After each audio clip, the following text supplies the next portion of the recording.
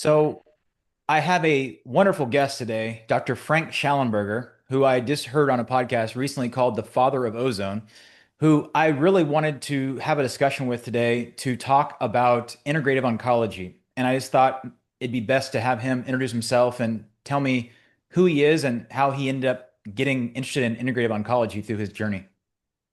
Well, okay, Casey, thanks for having me, first of all. Very welcome. Appreciate it. Appreciate it getting the word out. Looking forward to this conversation. Me too. And just for the audience, let me just say, uh, I graduated from the University of Maryland. I'll make this short, but I graduated from the University of Maryland way back in '73. I've been practicing medicine ever since. I became a renegade and turned to looking at alternative sorts of things in 1981 due to a couple of experiences I had. And ever since then, that's been my endeavor. My endeavor has been to, you know, you utilize the conventional pharmaceutical approach as kind of a last resort and to kind of try to get to the bottom of things and what's going on and use drugs only if I can't find something else that works a little bit better. I got into cancer maybe 20 years ago. And We can talk a little bit about that adventure. And right now, I do treat a lot of cancer patients. Um, I do it almost kind of as an act of love because it's very difficult. A lot of the times, and for listeners out there, if you know somebody that just was diagnosed from cancer or something, see somebody like me before you, at least at the same time you're seeing an oncologist. And make sure you get another opinion because there's so many things that we can do for cancer that the oncologists, they don't get into either that or they don't know about it or whatever. So hopefully we'll get into some of those things today. But that's kind of my background. I have a full clinic that we do all kinds of stuff, not just cancer, but do all kinds of stuff Hmm. up in northern Nevada. So That's that's awesome. that's it for me. That's awesome. And it's funny because I got you came on my radar through a couple of interesting coincidences. So I was studying the metabolic theory of cancer. I was looking at melatonin. I was reading the same papers from Russell Reader, probably that you were reading. I was watching videos that Russell Reader was doing online because I really enjoy listening to him talk. And then all of a sudden you popped up because you in 2000, I think 18 or 19, did a talk at the Reardon Clinic where I went to school. I went to medical school in Kansas, believe it or not. And I know Dr. Ron. And so I watched your talk and I was blown away by that. And I was especially intrigued. I mean, I think if you look, the literature's there for melatonin. But I think what I was especially intrigued by was your clinical experience using melatonin as an adjunctive therapy for cancer. So maybe we just dive into that, like how you got interested in using melatonin therapeutically. It's kind of similar to what you've done. I was surfing the net as I do. I have a newsletter, and I write that every month, and I surf the net for see what's new in the literature and so forth and so on. And I come across this paper. I was looking for something else actually, but I came across this paper by writer, and the paper says, melatonin prevents cancer of all kinds. Basically, that was the gist of it. So I said, what? Melatonin's for sleeping. What are you talking about? Hmm. That's what my knowledge was. And to tell you the truth, for probably 99% of doctors, that's what their knowledge is. I agree Oh, fully. melatonin's for sleep. They don't appreciate that it does about 20 other things. Hmm. But anyhow, Ryder had these experiments where he would take animals that were genetically programmed to get certain cancers, and he would give them very stiff, very high doses. Now, actually, when we get into dosing, we're going to learn that there weren't high doses at all. Right. But compared to what we've always been taught, there were high doses. He was giving these animals these high doses of melatonin, and they never got the cancer. And so, wow. Okay. So, what's cool about Ryder is I called him up And he got on the phone with me for about 2 hours. That's awesome. And so he was a really cool guy. I ultimately had him come out and speak to our Academy of Ozone Therapy doctors, and he was just awesome. He was, I think at the time, he was like 83, 84. And he stood up there and gave us an hour and a half lecture, pretty much impromptu, brain working really sharp, and Yeah. just blew all our minds. And so that's kind of how I got into it, and I sort of have tiptoed into it to the extent that I usually do. I usually don't jump into anything head first, Hmm. but I tiptoe into it and started taking, pretty stiff doses. In his case, 180 milligrams a night of melatonin. And what I learned from him was that although the brain actually makes melatonin in very tiny amounts to help induce the effect of darkness on sleep. I don't think that a lot of doctors appreciate that melatonin is not a sleep inducer. You can take melatonin in the middle of the day, and in fact, our bodies make it 24 hours a day. Hmm. Uh, it doesn't induce sleep. Darkness induces sleep. That's the way we and all animals really are subject to this circadian rhythm, where during the daytime, the sunlight coming in through their eyes impacts their brain and creates all these changes. And then when the sun goes down, uh, and darkness ensues, all of that changes. It changes the way our brain orchestrates and does things. And and melatonin sensitizes the brain to this dark light, not light dark cycle. And when you stop and think about that, and I don't think people really appreciate this, the light and dark cycle is just something we're absolutely dependent on. It, to a large extent, runs everything from our reproductive system to our immune system to our digestive system to all kinds of things in the body, that light dark cycle.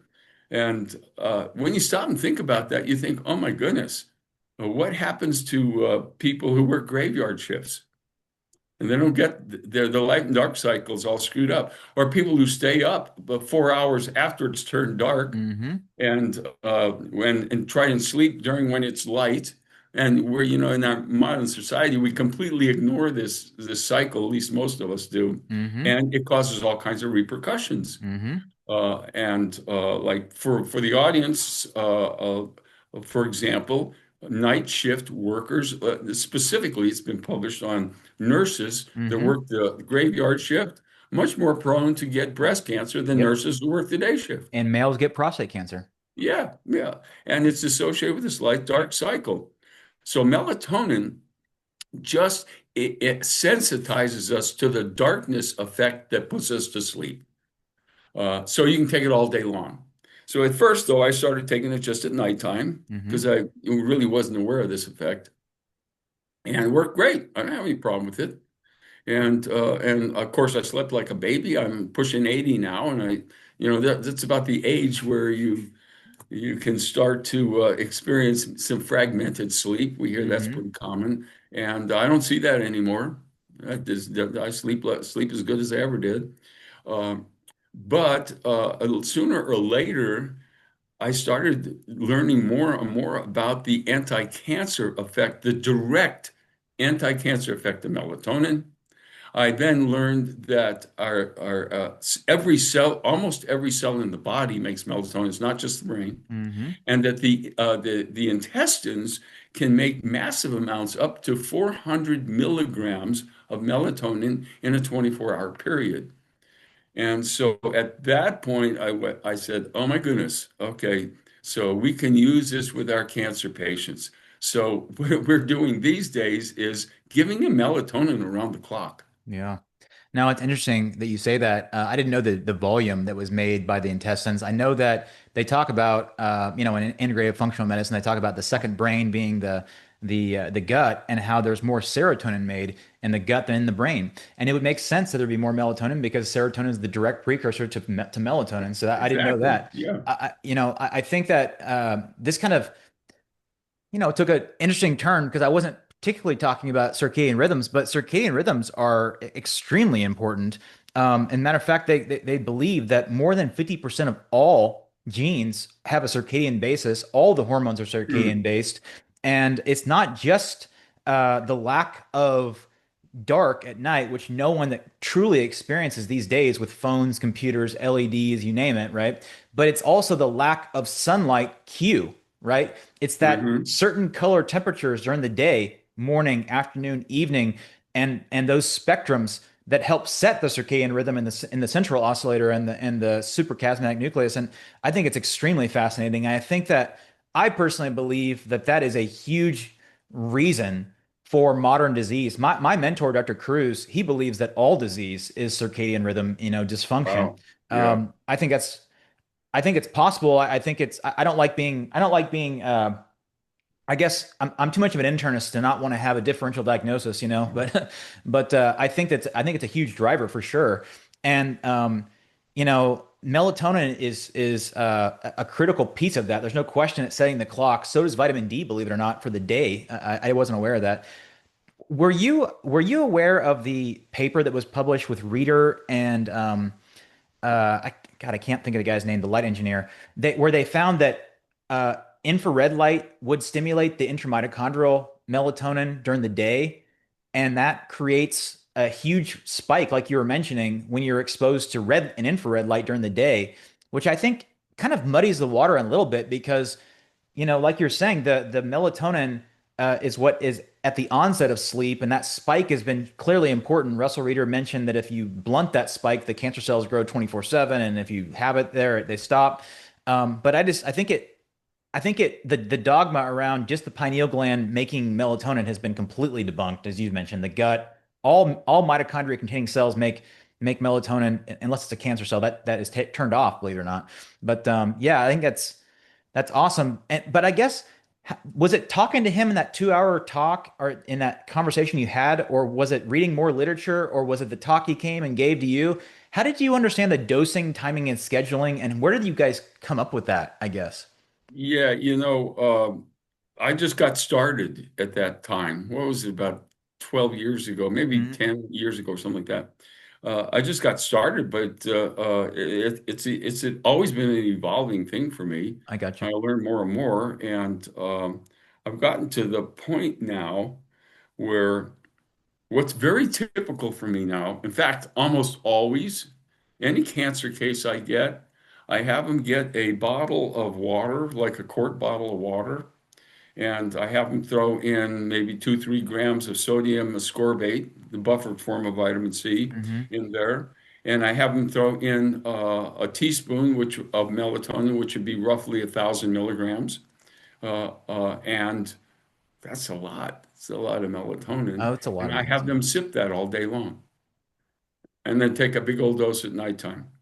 Gotcha. And I all I can say is my cancer patients are doing pretty darn good. That's Now awesome. we do other things, of course, Well, yeah, but of course, of course. but but What have that you I think noticed? that I adds guess, a what huge have you to. noticed when you added melatonin to those regimens? I mean, you see like a night and day, no pun intended, like difference in the outcomes that you were seeing?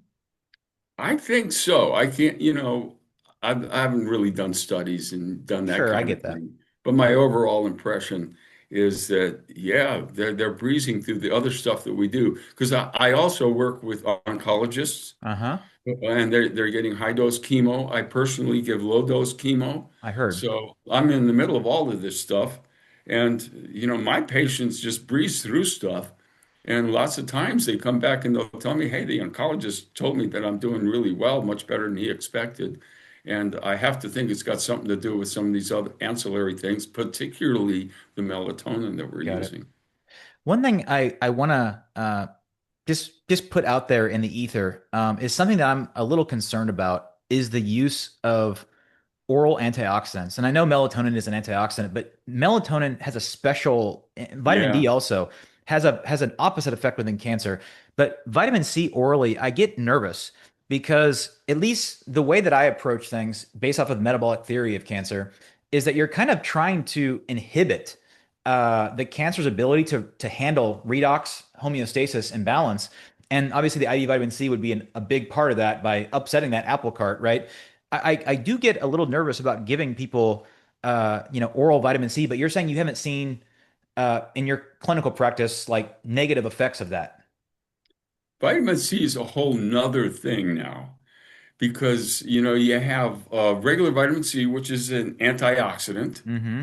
But when you take in vitamin C, it gets oxidized and it turns into dihydroascorbate, DHA, which right? is the oxidized version.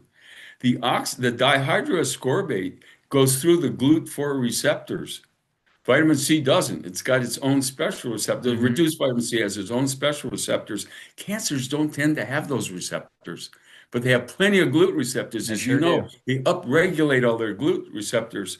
So my impression with this is, and I appreciate what you're saying, because there actually is some data to support what you're talking about. Mm-hmm. But what I'm thinking is going on is now with my patients, by the way, we oxidize them. Mm-hmm. I'm giving them ozone therapy I know and we're you are. oxidizing them and or having them exercise, whatever. And so what I think is going on is the vitamin C is going into the bloodstream, getting absorbed, going into the bloodstream, getting oxidized to DHA, which gets about approximately 10 times greater absorbed into a cancer cell than it does into a regular Makes cell. sense. And so you're going to get some intracellular oxidizing effect from vitamin C. Interesting. Yeah. I And guess I it guess kills I thought it cancer was cells on the outside, as uh-huh. you know, through the fentanyl. Correct. But on the inside of the cell, I don't think a lot of us appreciate that vitamin C on the inside of the cell in the form of DHA Correct. has other effects that are Yep. also antagonistic to cancer To cells. glutathione specifically, correct? Like it'll Yeah, deplete glutathione, is my understanding. But I guess my understanding, and I'm completely fine being wrong. I guess it's just out of caution that I think this yeah. way. Is just that I thought that in order to have those effects, it had to be like a concentration dependent. Like it has to be that like super bolus basically of intravenous vitamin C to have that effect. And the low dose was kind of like always an antioxidant. But maybe I'm mistaken in my thinking there. Yeah, I think it's going to get oxidized. And you're right. If you like shoot in a giant amount, especially if you do it like I do right after an ozone therapy. So I Hmm. just loaded them up with an oxidant. Then I'm putting that in there. I know a lot of it's going to get oxidized, but I don't know that I can prove this. But I mean, there is data. If you look at the data, you will see that if you take a blood sample of somebody, you're going to find any venous sample, you're going to find oxidized vitamin C in there. Interesting. So it fluctuates. That redox is Hmm. altering and changing all the time. It's never just all reduced vitamin C, Got it. ever. Got it. Yeah, I think it's hard to wrap my head around, but it's got to And be. you It's got got to and be you in got there. to figure that these cancer patients, particularly, are going to be highly oxidized. Yeah. That brings up an interesting question, what you just mentioned there. It's something that I asked Dr. Ron actually when I had him on. I actually asked Dr. D'Agostino as well, who's a kind of a hyperbaric expert. I said, I think it makes a ton of sense to stack oxidative therapies such as HBOT and or vitamin C. But I asked both of them the question, do you believe that it would be more beneficial to do like ozone or HBOT or something to do with that first or IV vitamin C first? Have you played with that? I don't want to say ratio, but the order of things and seen a better Yeah, response? yeah. So I use ozone all the time.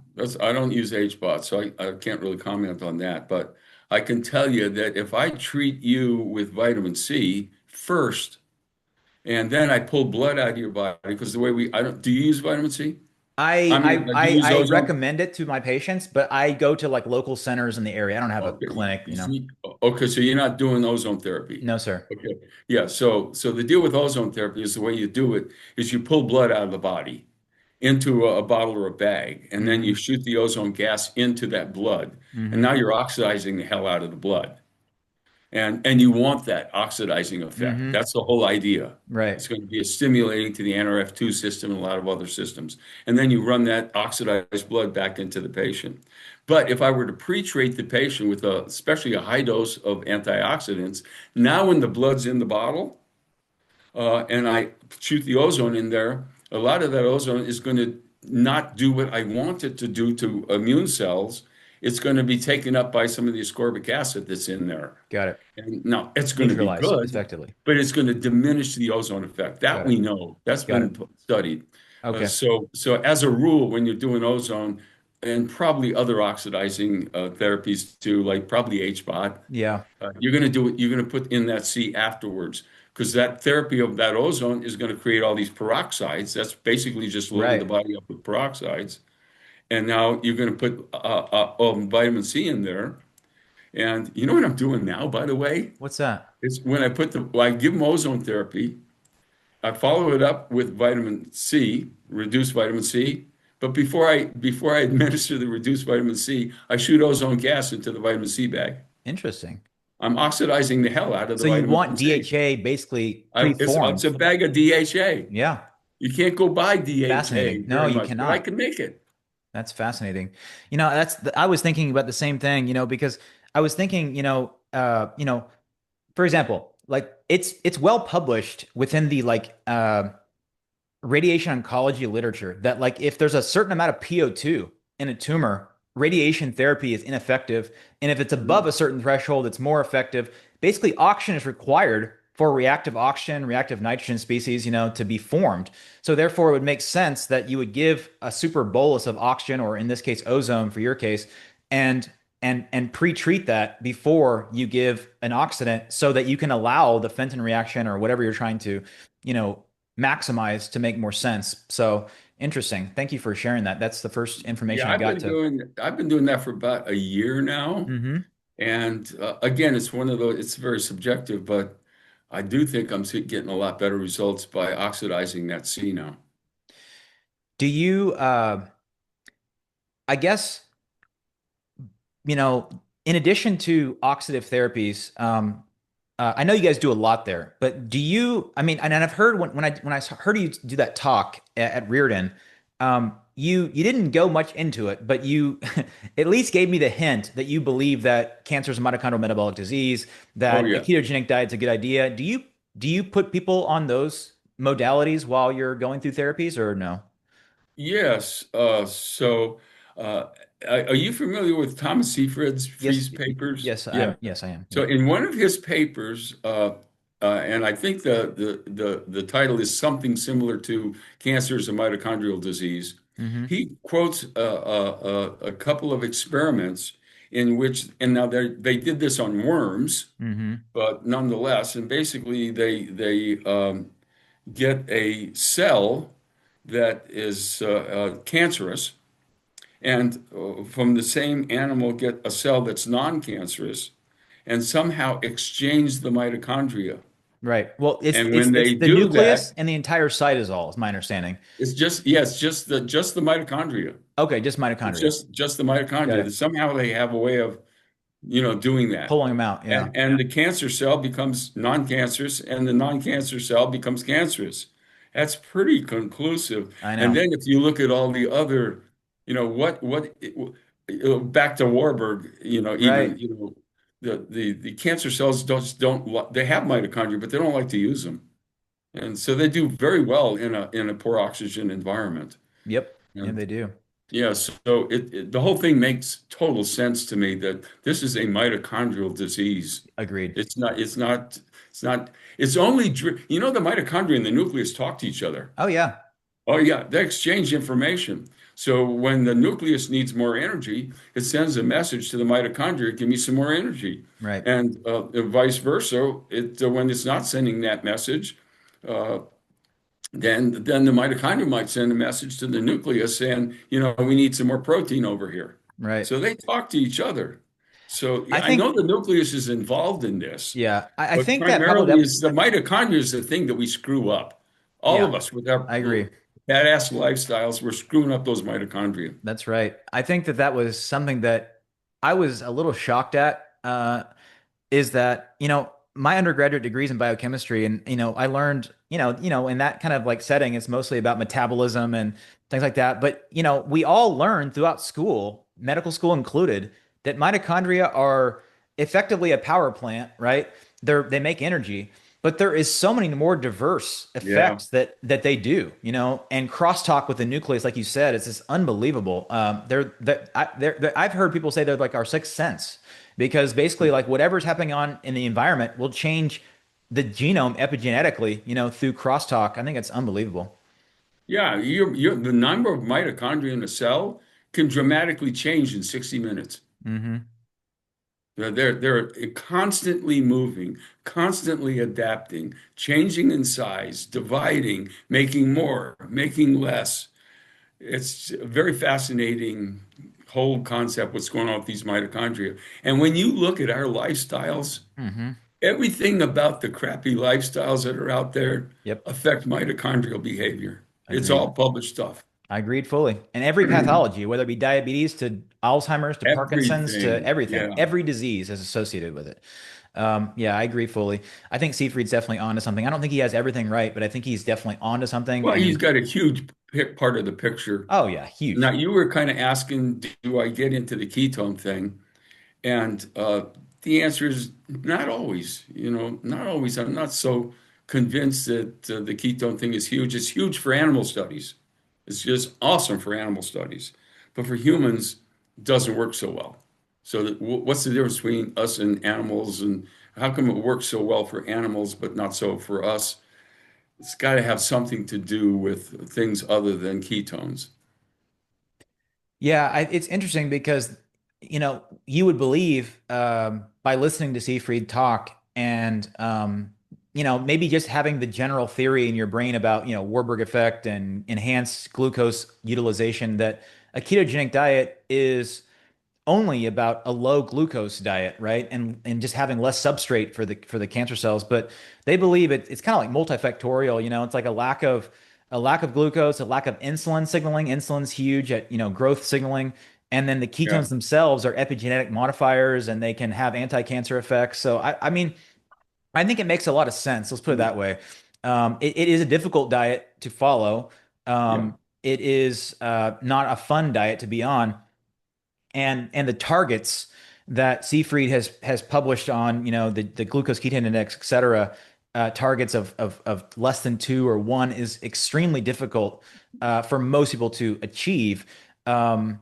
But I do think it's probably not an all or nothing. I think it's probably like if your glucose is 450, you're going to do the worst. If your glucose is 350, you'll do better, but still bad. Then if you're 95, you're better than 350, but you're still not as good as if it was like 70 and in strong ketosis. I think it's probably a dose response. That's kind of my thought to it. What's interesting is that chemo works better in rapidly dividing cells. Oh yeah. So, in a sense, the oncologists are actually doing the right thing when they tell their patients while they're getting chemo to eat donuts. I never thought about that, to be Isn't honest. that weird? I never thought Yeah, about so that. yeah, so I'm Yeah. much more inclined if they're getting the chemo to say, okay, high carbohydrate diet. Now, not the crappy carbs, of course, but high carbohydrate diet. And then when they're off that, when they're off their chemo, now we're going to switch up. That's fascinating. I would consider that controversial, but I think it's interesting though, nonetheless, regardless. Yeah, yeah. Have you seen any significant side effects from using high dose melatonin at this point? Nothing significant. There every now and then I'll find somebody where it does actually make them sleepy, Mm-hmm. and find people that will take melatonin at night and they'll have disturbing dreams. The writer talks about this too, Mm-hmm. by the way. They'll have disturbing dreams and or they'll wake up in the morning feeling kind of a drug deal. Mm-hmm. I'm not sure what all that's about, but it has to have something to do with the way they metabolize Mm-hmm. melatonin. I've also heard some people who take high dose melatonin and feel that kind of grogginess. It kind of like if you stick with it, it will kind of like diminish or Yeah, go I've away. heard Have you that. noticed that Yeah. also? Yeah. And also if you take it as a suppository, it Dr. tends John to Lorenz not had do you that. on. He does that, doesn't Yeah. he? Yeah. Yeah. So the first pass effect is somehow maybe Yeah. at play there. Interesting. What about, I mean, do you typically have people fix their circadian rhythm and or, get the natural melatonin kind of like going first as an intervention, or are you just like straight to supplemental melatonin, or you do kind of both at the same time, or how do you feel about that? Yeah, so all my patients, they get a bunch of instructions on various things, of course. Hmm. And one of them is I want you sunbathing, and then I want you exercising. And I learned the exercising part way back when out of the University of Philadelphia. This is like 20 years ago. They had a group of women with stage 4 cancer. Some of them didn't want to do the chemo. We were just going to go on to hospice. So they said, okay, let's have an experiment. And they reported on this. And all they did is the women that were going on the hospice, they had them exercise. They had a controlled exercise schedule. At the end of 1 year, the death rate was the same as the women getting the chemo versus the women that were on hospice and just exercising. I didn't hear that on Channel 7, did you? No, They no, that didn't they didn't wouldn't have report that one, made did that. they? No, no, they No, they might have probably hid forgot that that. one. Yeah, It makes yeah, sense though. I think yeah. exercise, just like most interventions we give, melatonin And they got to included. go. They got to go to sleep early too. I tell them, look, you got to get sun, you got to get exercise, and when it gets dark, you're going to sleep. Hmm. And when it gets light, you're getting your sorry butt out of bed. Let's do it this way. I like that. I think it's crazy important. I like that. What about people who are concerned about shutting down endogenous production of melatonin by giving supplemental Mm. melatonin? What do you? I've heard you talk about There's this, and no negative feedback isn't inhibition. that interesting? Yeah. I think every other hormone, except for maybe I think DHEA. I don't know if it's a hormone. That's what you mentioned. I It heard you say might have that. hormone effects, Right. but it's not like a hormone like you and I think of it Yeah. as like other Like hormones. feedback loops. Yeah, that's Yeah, interesting. Yeah, I think that's something that when I heard, I think you talk about that and Russell Reeder talk about that, it made me much more open to using it clinically because I was concerned about that. I was like, of course. am I gonna shut down their endogenous production or something like that? But it seems like that's not the case. Yeah, so you can take melatonin all day long and then go on vacation and forget your melatonin, and you'll still sleep as well, and you won't feel any different. Interesting. That's awesome. You also have said, I've heard you say this, that people who are on high dose melatonin also seem to tolerate the standard of care better too. Have you seen examples of that? Yes, absolutely. Absolutely. Because it has that, like you pointed out, strong antioxidant effect. And so, yeah. Got it. And especially that little mix where I put the C in there along with the melatonin. I think there's some synergism in that. Synergistic thing. I believe that. Um, and this is an area where I have little to no experience, and I'm kind of interested in the story of how you got to this point. Are you family or internal, or what is your residency in? Oh boy, I'm all over the place. But actually, I started off in orthopedics. So I No come from an kidding. orthopedic background and an emergency medicine background. Gotcha. Got it. And I just kind of evolved from there. If you had to label me, I'd say I'm probably my practice more like an internist, and Got I'm it. looking more like an internist here. Got it. Got it. Well, how did you get trained and or interested or know how to use insulin potentiated chemotherapy? Mhm. Yeah, it I kind of got lucky, so we can start with that. And way back when, I fell in with a fellow named Stephen Eyre. I don't know if you ever knew Stephen. He was out of Chicago, Mm-mm. but he was one of the guys that picked up on this principle that was developed by Donata uh, back in the 50s, a Mexican physician, Mm-hmm. about lowering the blood sugar with insulin, and Air picked up on that and he said, "Wow, you're going to lower the blood sugar, and well, what's going to happen to cancer cells when you lower the blood sugar? Well, they're going to be having some really difficult time making energy." And the cancer cells, of course, they make their own insulin, so they're going to upregulate their insulin production to try and get more more sugar in. What if we, at that point, when they're low and we're bringing them out of that low blood sugar, we give them sugar and at the same time simultaneously put in chemo agents? With there might there be a Trojan horse sort of Hmm. effect? And and then so that he started experimenting with that. And then when you stop and you think about it, when you give insulin, the insulin is going to promote cancer cell growth. It, Yes. it takes the cancer cells at any one given time.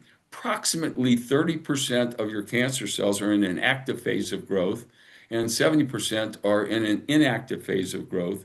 They won't take up the chemo when they're in their resting phase. Mm-hmm. Insulin takes them out of the resting phase. Mm.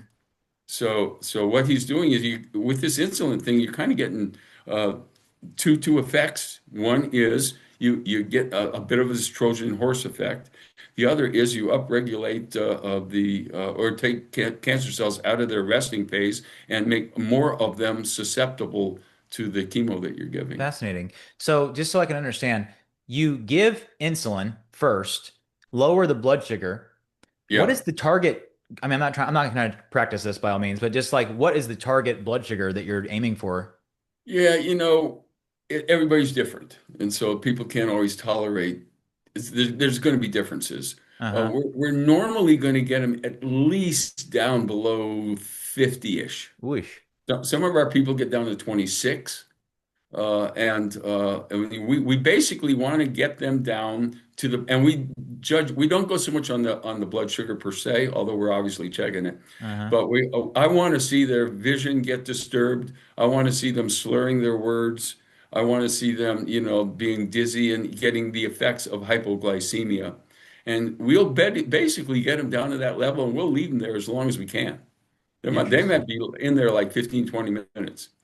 You don't want to leave them down too long because it gets very tiring for them. But Right. we'll leave them down there, and we figure that the poor cancer cells, their membrane potential's got to be like nothing at that point. And so it's at that point, you got to think maybe there's something else going on too.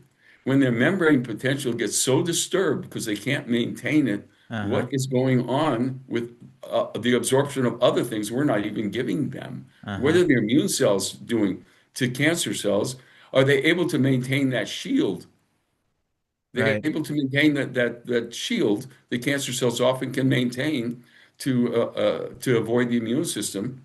So we keep them down there as long as we possibly can. Then Got we it. just infuse a whole bunch of glucose and along with it the chemo agents. Interesting. So, first off, you could probably mitigate a lot of the side effects just by putting someone in ketosis or even giving them like supplemental ketones or MCT oil. Because what they found, I mean, I heard Dr. D'Agostino tell me about this, but basically, like they've done studies where if someone's in maximal ketosis, they can give insulin, put them down to like 18, and they don't even feel hypoglycemic. So maybe you could, at least from a morbidity perspective and like tolerability, like put them in some degree of ketosis or MCT oil or something like that before could be helpful to have a backup system for just how they feel. But so basically, when Well, you lower it, let me just say, yeah, you're exactly right. So that's what we do. oh, okay, They okay, come in after a 16-hour fast, got it, okay. and about 2 hours before they come in, we give them a big old dose of MCT oil. Fa And Perfect, that okay. makes them So that, but they tolerate it still really feel nice. that way. You're saying And I even was after all thinking, that. if I could get, maybe you know this, but if I knew where I could get and knew how to use exogenous ketones, that might be pretty cool. Yeah, yeah, yeah, totally. That so I will tell you, I did about a 2 hour talk with D'Agostino, who's an expert in this area, and he's like he knows every kind of kappa ketone possible. And Oh, what I wasn't aware of is the ketone esters are actually kind of dangerous. They can like make these aldehyde alcohol like metabolites and actually can cause damage to your liver, but they actually are much higher at getting your ketones up faster and higher concentration. So he recommends the salts, and there's a whole bunch of companies who make salts, but shameless plug for him is uh, I think he's like a part interest in a company called Audacious Nutrition, and he's like the only company in the market that makes these ketone S or salts that are these racemic mixtures of both the D and the L beta hydroxybutyrate. And there are some very interesting characteristics of I think it's D, uh, the D isomer of beta hydroxybutyrate, which has like much more anti-cancer effects. It's not usually used as energy. So you may want to look into Audacious Nutrition. There's two. He has a okay. bunch of them now, like different like whatever their flavors. But there's two main ones. There's one with caffeine and there's one without. I have seen people who've been on the caffeine version who have no problem at all. That doesn't affect their glucose or their ketones. Some people, it does affect their glucose and ketones. So I kind of like steer people towards generally the non-caffeinated ones. But it's basically a magnesium, calcium, like sodium, potassium, uh, ionic interaction between the ketone itself and the salt molecule. So it kind of gives you Mm, electrolytes too, because something that happens on a ketogenic diet is you kind of like can screw with your electrolytes a little bit. So the ketone salts from Audacious Nutrition, I think, are the best there are. okay. All right. I'll They're check not a that cheap out. thrill, but they're probably the best. Hmm. So that makes sense. So, but people are still feeling that hypoglycemic though, right? Like even at 50, you're saying they're getting I blurred. take them down. They better be getting symptomatic. They Do have you to do get you do like a symptomatic. continuous insulin infusion, like to make sure it's titrated, or is it like a small dose of like aspart, or like what is it? No, I'm not doing that. I know of one oncologist that was doing that. He passed away, so he might have been the only guy that was doing that. Interesting. The theory has always been give a bolus Okay, and not do a continuous infusion, but it kind of makes sense. That's why that guy was doing it that way, and got it. he felt it was a good way. Got it. And then, so basically, when the insulin, has this effect, it does two things. Number one, it takes the inactive cancer cells into an active phase. And then on top of that, of course, it's starved for nutrients. So it upregulates what it can in terms of GLUT receptors. You give glucose next, and then you give I'm reading on your website. I don't know much about this, but like you're saying about a tenth of the dose of Roughly, yeah, chemotherapy that one would eighth to normally be one given. tenth. Yeah, Got it. Fascinating. That's really interesting. There's somebody in Atlanta who does it, I think, in my local yeah. environment. There may be one person in Florida doing it There's up not a in lot Tampa. of us. Yeah, not a lot of people There's a doing it, but handful of us in the U.S. got it. That's fascinating, man. And then, uh, I guess everybody, I'm sure you agree with this, is their own kind of N equals one in terms of what kind of treatment they get, right? But Yes. if you were to pin down Seafried in his group, he'd say, Mhm. ketogenic diet, glucose and glutamine inhibitors, and maybe some HBOT. That's like the general gist of it. Do you have a general gist of how to approach this problem? No, just kind of. I'm not aware. I don't think that other than just having a clean diet, which so many people don't have, but just to have Hmm. a clean diet, I don't typically care, about. They're going to get sugar anyway. The dang cancer is going to make sugar anyhow. So it in a sense, where are they going to get the sugar? They could be getting it by breaking down your muscles. They are. Yeah, they'll get it from breaking down your fat, which probably isn't too bad a deal. But I'm not aware because I do these other things. That may be why Right. Seafried feels that he's got to do it. But it clearly Seafried points it out, works great in animals, not so good in humans. That's been Yeah. my experience. Yeah, there's definitely translational science, that needs to go from the bench to the bedside that still I think there's a lot to be learned there. There's no question. Yeah. No question. But I guess my question just to like maybe be a better question is, I mean, is there like certain interventions that like kind of everybody will get? I mean, we talked about, you talked about melatonin and the vitamin C drink. You talked about giving them ozone and IV vitamin C. But is there other things that you've noticed as being like kind of game changers that are not as well known? Yeah, I think the ozone is an absolute game changer. Total. And the sauna, Uh, you're talking about the sauna or the removing of the blood and adding it, or like well, what? we do use an near infrared sauna, but well, I don't use the ozone sauna so much. Okay, okay. We Mhm. have one, but I look at it as more of an immune stimulant Got it. than anything else because it's got the dendritic cells in the skin and such. Hmm. But we give them a lot of intravenous ozone, a Intravenous. So that's lot. that's the kicker, the intravenous. Yeah, yeah. Got And it. that's one thing that I do that I think is different from what is normally done. And then the other thing is, like I mentioned to you, we give them a lot of dihydroascorbate Got rather it. than just ascorbate. Got it. By not only pre-treating the patient with ozone and having a more oxidized bloodstream when you inject the vitamin C, but also the idea of giving ozone to the bag of vitamin C to have it be more in its oxidized state before infusion, basically. Yeah, you got to figure somebody's coming in to see you with typically, I don't get the people when they're just newly diagnosed, unfortunately. Hmm. But so most of the people I get, they're chemo failures or whatever, and they come in and they're not in good shape at all. They're in bad shape. uh, their vitamin C levels are undetectable. Wow. I just test everybody's vitamin C level in their urine, and there's no vitamin C there. And So when I go to give them intravenous vitamin C, in many ways, I'm just filling up deficiencies. I don't want to do that. I want to have excess so that we get that Fenton effect. So what I like to do is have them drink vitamin C all day long, Mm, even maybe 2 weeks before I even do anything. interesting. Then I'm giving them the intravenous vitamin C, and it works way better. That 100 grams of vitamin C works a whole lot better with their when they're preloading than it does if they don't preload. That's fascinating. And I would imagine that are you using like a gram per kilogram dosing or of vitamin C, or is it like have you figured out that if you use this dose for most people, this is the best or something like that? Like, Yeah,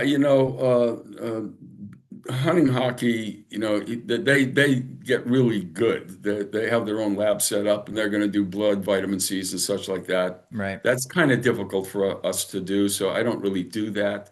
But typically speaking, 100 grams is what most people are going to get. Interesting.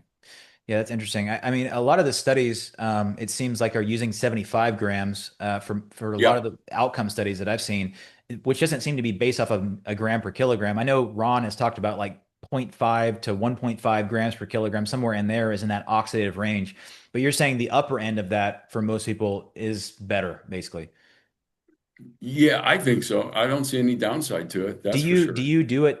I mean, is your scheduling to that where you like do it daily or 2 to 3 days per week or once per week, or how often do you think someone should get IV vitamin C? Uh, Twice a week, that's what Twice I do. twice per week. Got it. Got it. Awesome. Do you have any experience with I don't know, photodynamic therapy, methylene blue, other things like that? Have you looked into that at all? Interesting. Yes, I'm mostly doing that for infectious diseases Hmm. because it's a flat out knockout punch for infectious diseases. And so I'll tell you what we do. And I don't know that anybody else is doing this, but seems to work pretty good. We'll take a bag of methylene blue. Basically, I'll put anywhere from 20 to 50 milligrams of methylene blue into a 250 cc bag. We run 3/4 of it into the patient. Then we put the bag on the floor and we draw out 200 cc's of blood into that bag. So now their blood is already methylated. It's got methylene blue in their Hmm. bloodstream. And now the blood that's coming into the bag is getting exposed to more methylene blue. But as the blood's coming out of the patient, it runs through a bank of red and ultraviolet lights.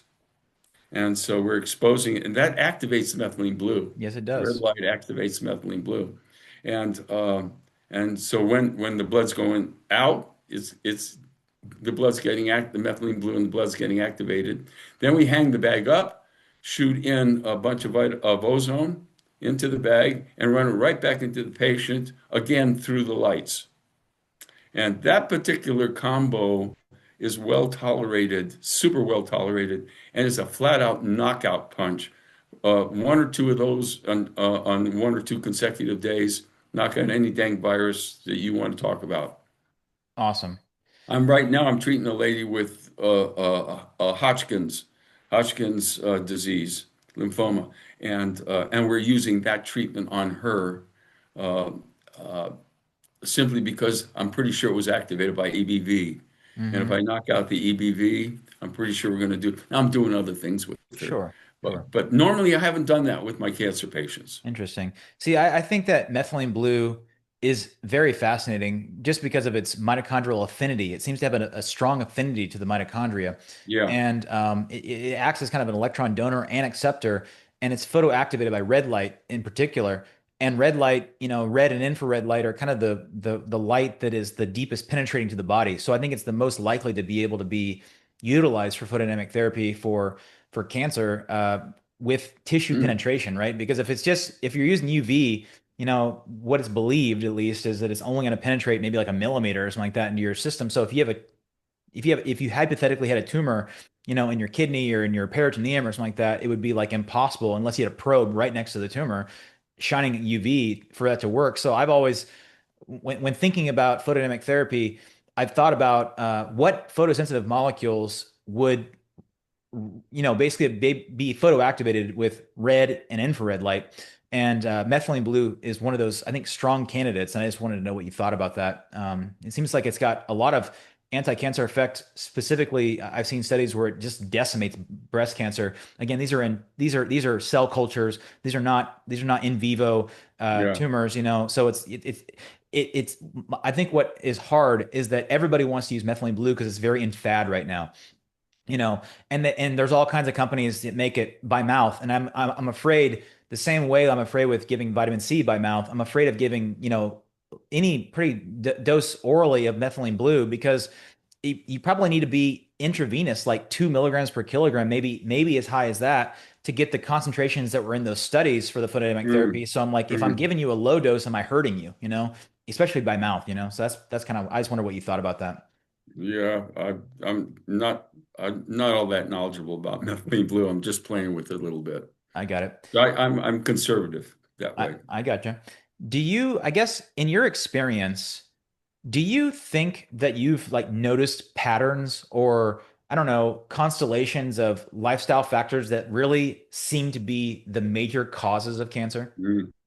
Stress, emotional stress, physical stress, nutritional stress, not getting enough sleep.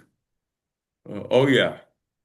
And you're probably aware of the published studies where they looked like what's the common, how many people are complaining of prolonged stress before the cancer is diagnosed? It's like 80% of people. It's unbelievable. If I didn't, I always kind of tell the story that I haven't been in it as, I mean, anywhere near as long as you, and so I'm sure you have many, many more stories than me. But I think if I had a nickel for every time I heard someone say that, like, I got divorced, I lost my business, I went bankrupt, my son died, my dog died, I got ran over by a car, like something traumatic happens, like within like a couple of years, generally of diagnosis. I mean, I'd probably be a millionaire, even with my little experience that I have doing this. It's just Yeah, it's unbelievable. amazing. There's definitely a correlation there, huh? And how many times do you hear of somebody who comes down with cancer that has a relatively stress-free life? It'll Well, happen, they of believe course. it's stress-free, but when you actually ask the questions and you're like, oh, well, actually, Yeah, yeah, but it happens, but it's not that common. yeah, yeah, I get that. And then I guess unless you have any more like pearls for me, maybe I'd ask you, like, of all the interventions that you've used in your clinical practice, dating back to the time you graduated medical school and residency, what would you think is the single most effective intervention for cancer specifically? Oh boy, your clinical cancer, okay? Other than surgery, if you could like remove it surgically, I like that, Yeah, obviously. But let's say it's spread and you can't do that. I would have to say the chemo. chemotherapy. Yeah, I think chemotherapy has got the bad rep simply because of the way it's administered, Got it. not because it's not valuable. So you're saying if it's done, That changed my world. As soon as I threw chemo in there, I got a different world. interesting. And it was specifically the insulin potentiated chemotherapy. Is that where it changed your world? Even though I got into this without doing that, so my patients were getting chemo from their oncologist, and I could tell you some stories, but uh, and then they'd see me, and I'd say, "Well, you need to do ozone, you need to do melatonin, you need to do vitamin C IV drips." And they go back and they tell their oncologist, and the oncologist says, "Oh, you can't do that. That'll make everything bad." Right. And so they come back to me and say, "Well, the guy says I can't do that." And I said, "You can do that. It's okay." So I'll talk him into doing that. And after a while, the oncologist will come back and tell him, "You know what? You've done so well." I have one case of a guy who went to VA, and we were doing that. He was getting treated for squamous cell, and he says, "No, no, you can't do any of these things." And so I told the guy, he says, well, what am I going to tell the oncologist? I said, just tell him you're not doing it. Just lie. And because it's okay. So here I am, a doctor, telling a patient to lie to another doctor. But anyhow, I could justify it. So he goes, anyway, the story is at the VA guy, he calls the patient, he says, you've done so well. This is a squamous cell. And when you get the radiation there and such, it's going to you ruin your teeth and your Hmm. saliva, and you won't be able to swallow easily, and so forth and so on. He says, you haven't had any side effects. Your teeth are all perfectly good. You got saliva. You've never had a problem swallowing. I want you to go and talk to all my patients and tell them what a wonderful job we do. And so the guy says, yeah, I'll be happy to do that, but you got to know, I was seeing Shallenberger the whole time and getting vitamin C and all this kind of stuff. Of course, the response is, well, maybe you better not talk to him. Well, sorry, I just have to It's ask you just this, the way it's administered. If but these guys could get out of their box, they could do the exact same thing they're doing and get better yeah. results. Why is there such uh, a lack of curiosity and open-mindedness in our profession, Frank? Like, why is Yeah. it that no one is open-minded? Yeah, I think that's a big question, right? Yeah, it's got to do with number one, group practices. So if you're in a group with two or three or 20 other doctors, all those doctors better be doing the same damn thing. Because if one screws up a patient, they all get sued. Mm, Hello. So yeah, you got to have group mentality. The other thing that causes group mentality is going to be hospital privileges. And then finally, you got your regulatory boards and liability. And you add all that together, nobody wants to step out of the box. They all want to stay in their little box because there's safety in there, mm, and they're going to actually have a job. yeah. So you So you're will, saying mostly and it's I fear. get that. I talk to oncologists. I get that. And they, Uh-huh. they tell me, look, I like what you're doing, but we can't do that. Yeah. It's too bad. So you're saying that behind the curtain, because I don't personally know a lot of medical oncologists. I mean, I consult them all the time. I'm a hospitalist, that's my job. So like Mm, I consult them, they go and do their consult for what I need them to do, but I'm not talking to them directly. I'm not like buddy buddy with them because I work a kind of a weird shift and most of them are gone for the day. So my point is that I don't really get to know what they're really thinking, but I can tell you that most of them will have nothing to do with talking about anything except for the standard of care. And if you yeah. bring in an article or whatever from PubMed, patients, they'll just throw it in the garbage. And I thought it was just kind of arrogance and kind of like a God mentality. But you think it's all driven by fear? Is that what it is? Yeah. I find the same thing with hepatologists, nephrologists. These guys, they're in groups. Almost all of them are in groups. And yeah, they just, that's not any place they want to go. Yeah. Well, it certainly does a disservice to the patients and the diseases that they have. There's no Oh yeah, question. it's horrible. It's like, too bad, but they don't even want to you can't recommend it because in their viewpoint, if they recommend, oh yeah, you know what? I can't give you vitamin C, but go see this guy, he can give you vitamin C, or ozone or whatever it is. Uh, they're also incur a liability for their whole group by even just recommending it. Wow. That's sad. Yeah, yeah. If something goes wrong, if something doesn't work, obviously it was the vitamin C and the ozone. Hmm. Got it. Well, I appreciate that insight. Yeah. I appreciate that insight. Well, Dr. Schallenberger, it was a pleasure meeting you. It was a pleasure picking your brain. Um, I really appreciate your time. Yeah, you're a great guy to talk to. I really enjoyed this too. So All right. very good. And you gave me a couple of tidbits. I'm going to go ahead and check out this audacious nutrition, Oh learn a yeah, little bit please more do. about this. Yeah. Please do. All right. We'll see. Well, nice to meet you, and hopefully I get to talk to you again. Okay. Anytime, man. All right. We'll Great see you talking later. with you. All right. Bye bye. Okay. Bye.